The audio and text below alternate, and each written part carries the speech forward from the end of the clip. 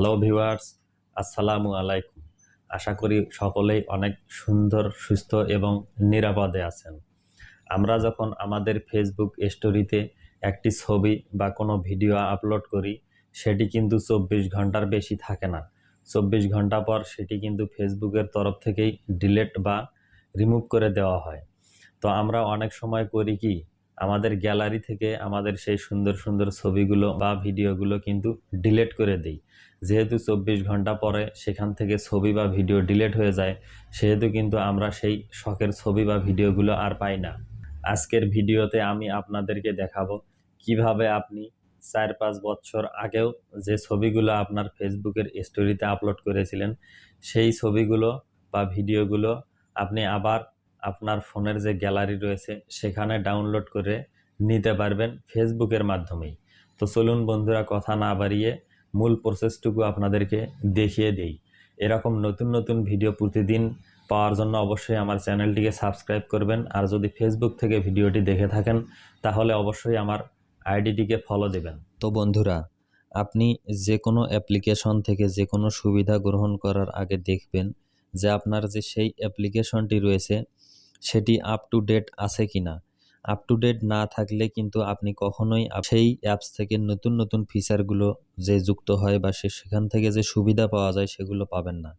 তো আমি দেখি যে আমার ফেসবুক অ্যাপসটি আপ টু ডেট আছে কিনা, সেজন্য আমি আমার গুগল প্লে স্টোরে ক্লিক করলাম। ক্লিক করার পর এখানে ফেসবুক দিয়ে সার্চ করলাম। দেখুন, ফেসবুক লিখে সার্চ করার পর আমার এখানে কিন্তু আপডেট নামে কোনো অপশন দেখাচ্ছে না। আমার এখানে যদি আপডেট লেখা দেখাতো তাহলে কিন্তু আমাকে অবশ্যই এটিকে আপডেট করে নিতে হতো। আমার যেহেতু আপডেট দেওয়াই আছে সেজন্য দেখুন এখানে ওপেন লেখা আছে। তো আমি ওপেনে ক্লিক দিলাম। বন্ধুরা, ওপেনে ক্লিক করার পর আপনার ফেসবুকটি কিন্তু ওপেন হয়ে যাবে। এখন এখান থেকে দেখুন উপরে ডান সাইডে একটি 3 ডট মেনু রয়েছে। সেই 3 ডট মেনুর উপরে ক্লিক করলাম। 3 ডট মেনুর উপরে ক্লিক করার পর এখানে দেখুন একটি সেটিংস আইকন রয়েছে। আপনি সেই সেটিংস আইকনে ক্লিক করবেন। সেটিংস আইকনে ক্লিক করার পর একটু স্ক্রল ডাউন করে নিচে যাবেন। নিচে গিয়ে দেখবেন যে আপনি স্টোরি নামে একটি অপশন রয়েছে। আপনি সেই স্টোরিজ সেখানে ক্লিক করে দিবেন। স্টোরিতে ক্লিক করার পর এখানে দেখুন একটি অপশন রয়েছে, সেটি হলো স্টোরি আর্কাইভ। আপনি তার ডান সাইডে একটি অ্যারো চিহ্ন দেখতে পাচ্ছেন, আপনি সেই অ্যারো চিহ্নতে ক্লিক করবেন। তারপর এখানে দেখুন সেভ টু আর্কাইভ নামে একটি অপশন রয়েছে এবং আমার সেটি কিন্তু ইনেবল করা আছে। আপনাদের যদি এরকম ডিসেবল করা থাকে আপনাদেরকে কিন্তু এটিকে ইনেবল করে নিতে হবে।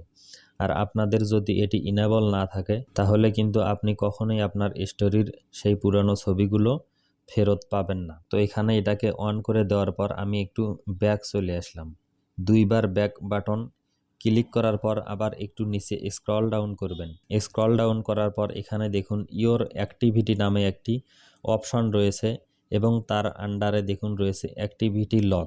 আপনাদের ক্ষেত্রে কিন্তু ইওর অ্যাক্টিভিটি অন ফেসবুক এরকমটাও লেখা থাকতে পারে।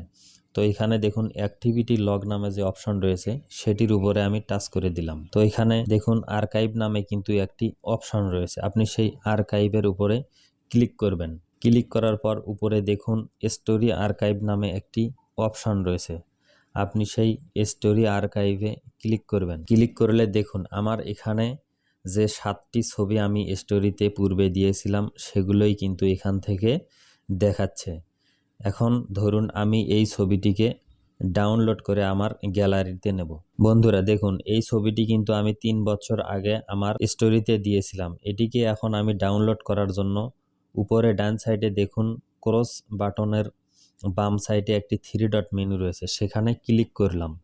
ক্লিক করার পর নিচে দেখুন সেভ ফটো নামে একটি অপশন রয়েছে, সেখানে টাচ করে দিলাম। এখন ছবিটি কিন্তু আমার গ্যালারিতে সেভ হয়ে গেল। এখন যদি আমি আমার এখান থেকে বের হয়ে এসে গ্যালারিতে প্রবেশ করি তাহলে দেখতে পারবো ছবিটি কিন্তু আমার গ্যালারিতে ডাউনলোড হয়ে গেছে। তো আমি এখান থেকে বের হয়ে আসলাম। বের হয়ে আসার পর আমার ফোনের যে গ্যালারি রয়েছে সেই গ্যালারিতে ক্লিক করলাম। গ্যালারিতে ক্লিক করার পর এখান থেকে দেখুন আমার সেই ছবিটি কিন্তু ডাউনলোড হয়ে গেল। বন্ধুরা, আশা করি খুব সংক্ষেপে আমি আপনাদেরকে বোঝাতে পেরেছি যে কিভাবে আপনি আপনার ফেসবুকের স্টোরির যে ফটো বা ভিডিও রয়েছে সেগুলো 4-5 বছর আগে আপনি আপলোড করেছিলেন, সেগুলো খুব সহজেই আপনি ফেসবুক থেকেই আবার আপনার গ্যালারিতে ডাউনলোড করে নিতে পারবেন।